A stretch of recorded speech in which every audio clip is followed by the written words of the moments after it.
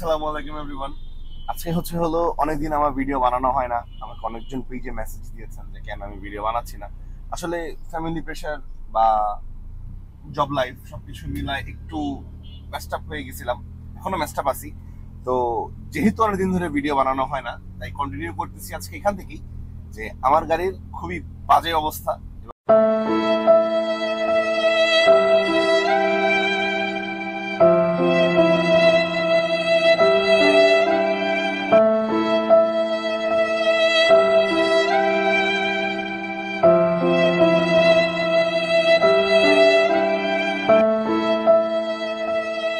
এবং বাজে অবস্থা বলতে হলো আমরা যেমন মানে আমাদের সুন্দর একটা ড্রেস আপের কারণে আমাদের কনফিডেন্স লেভেলটা অনেক হাই থাকে কোথাও যাওয়ার সময়।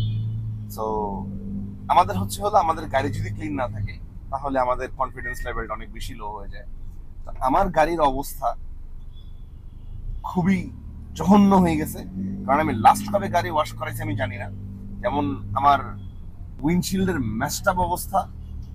আমার গাড়ির ভিতরে আমি জানি না আপনারা পিছনে দেখতে পারতেছেন কিনা পুতুল। আমি 32 ইয়ার্স পর আমার ওভাল শেপ যে স্পিকার গুলো ছিল আমি সেগুলো চেঞ্জ করাইছি, মানে জাস্ট পরশুদিন চেঞ্জ করাইছি। তো এখন যাচ্ছি অটো স্প্রিন্টে, বিকজ আমার গাড়ির টুকটাক কিছু কাজ আছে যেগুলো আমি দেখাবো সামনে। তো অটো স্প্রিন্টে যাচ্ছি, দেখা যাক। এবং আমি একটা ঝাড়া ওয়াশ দেওয়াবো আজকে, কারণ তখন আমি আমার গাড়ির ব্যাক সিট ওয়াশ করাই না, কারণ আমার পিছনে কেউ বসেই না। তো আমার কিছু নিয়ম কানুন থাকে আমার গাড়ি ওয়াশ করার সময়, যেমন আমার স্পয়লারটা ওয়াশ করানোর সময় আমি কখনো পানি লাগাই না, কারণ আমার স্পয়লার লাইট গুলো ফিউজ হয়ে যায়। তো এখন দেখা যাক। তো চলে আসছি অটো রিক্সার একটা জগতে অটো স্প্রিন্ট যাওয়ার সময়। ঢাকা শহরের মানুষ খুবই অদ্ভুত। তো তাদের কথা যে অটো রিক্সায় বসে ফেসবুকে স্ট্যাটাস দিচ্ছে অটো রিক্সা বন্ধ করুন। তো খুব ভালো লাগে দেখতে বিষয়গুলো। মানে আমরা খুব কিউট একটা জাতি, মানে এত বেশি কিউট যে বলার মতো না। এখন যাই অটো স্প্রিন্ট, তারপর দেখা যাবে যে সামনে কি করতেছি না করতেছি। চলে আসছি অটো স্প্রিন্টের সামনেই। তো যদিও আমি আসছি আমার গাড়ি ওয়াশ করাইতে, একটা সুন্দর করে ওয়াশ লাগবে আমার গাড়ি, কিন্তু আমার গাড়ির আরো কিছু কাজ আছে। সেটা যে আজকে আমি অটো স্প্রিন্টে আসলেও কাজ শুরু হবে অটো স্প্রিন্টের বাইরে থেকে। আগে অটো স্প্রিন্টের বাইরের কাজটা শেষ করি, এরপর দেখা যাবে অটো স্প্রিন্টের ভিতরে যাওয়ার পর আমার গাড়ির ওয়াশ কিভাবে করে হয় বা কি হয় না হয়।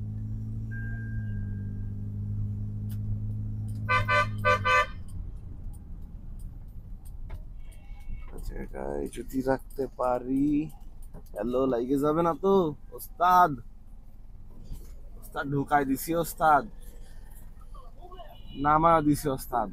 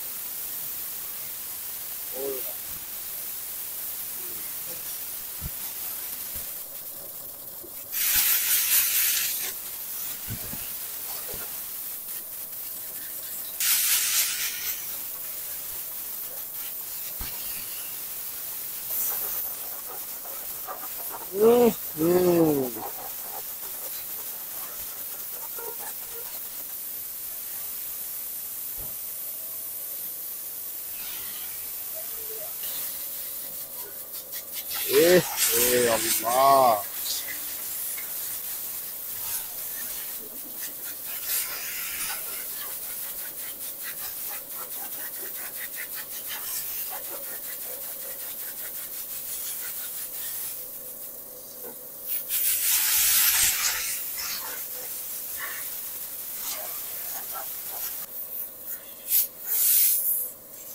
ওরে বাপ রে।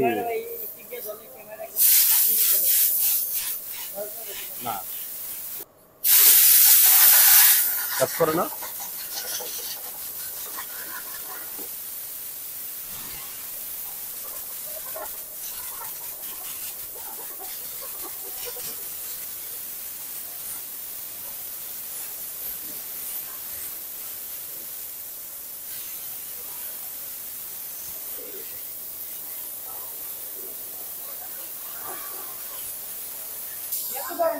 এই যে কষ্টের দাগ, এই যে এগুলো সব ওই কোনায় আছে আর এই কোনায় আছে, সব উড়াইবা। ও দেখ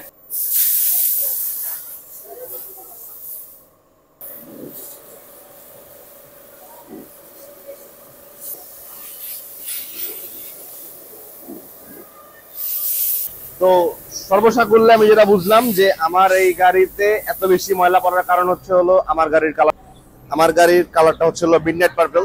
তো আমাকে বলা হয়েছিল যে আমার এই গাড়িতে অনেক ধুলা ধরবে, আমার এই গাড়ি অনেক ওয়াশ করাইতে হবে, আমার এই গাড়ির কালারে খোঁচাখাচি লাগলে অনেক খরচা আছে। এই সব কিছুর মাঝখানে আমি আমার ফেসবুক আর ইনস্টাগ্রামে একটা দুঃখ ভরা স্টোরি দিছিলাম যে কিভাবে করে আমার গাড়িটাকে ধুলা থেকে বাঁচানো যায়।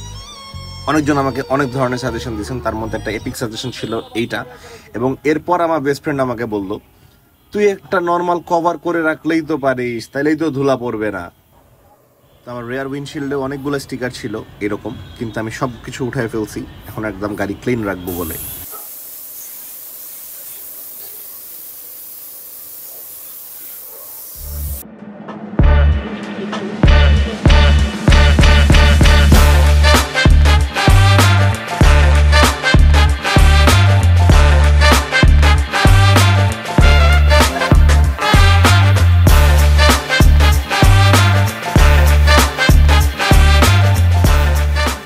নবাব কেমন নবাব হয় জানেন? আমি আপনাদেরকে নবাব দেখাই। এই দেখেন নবাব আসছে।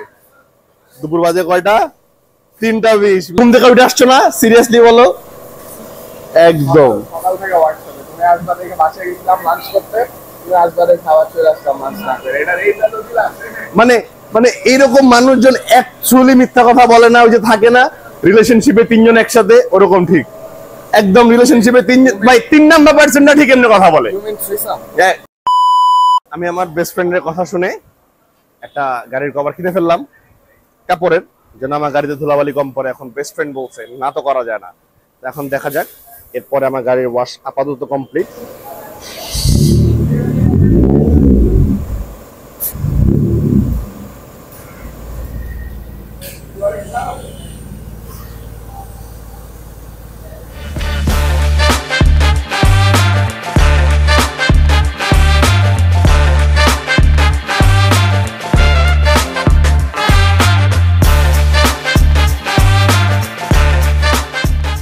আমার গাড়ির ওয়াশ ক্লিয়ার, আলহামদুলিল্লাহ। আমি স্যাটিসফাইড বিকজ অটো স্প্রিন্টের ওয়াশ অ্যাজ ইউজুয়াল সবচেয়ে বেশি জোস। আমি অনেক কিছুই লুকাইছি যে এত সুন্দর করে গাড়ি ওয়াশ করা বা সবকিছু ওয়েল মেইনটেইন কেন, এটার পিছনে একটা খুব বড়সড় রিজন আছে। সেই রিজনটা হচ্ছে হলো গতকালকে মিনস 23rd এপ্রিল আমার ছোট বোনের মেয়ে হয়েছে। তো আলহামদুলিল্লাহ সবাই দোয়া করবেন বাচ্চাটার জন্য।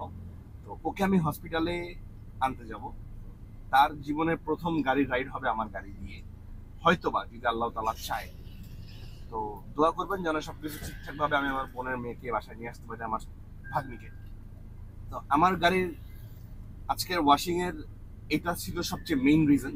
কিন্তু আরেকটা রিজন কি, যে যেটা বলেছিলাম যে মানে গাড়ি যদি পরিষ্কার না থাকে তাহলে আমরা কনফিডেন্স পাই না বাইরে বের হতে।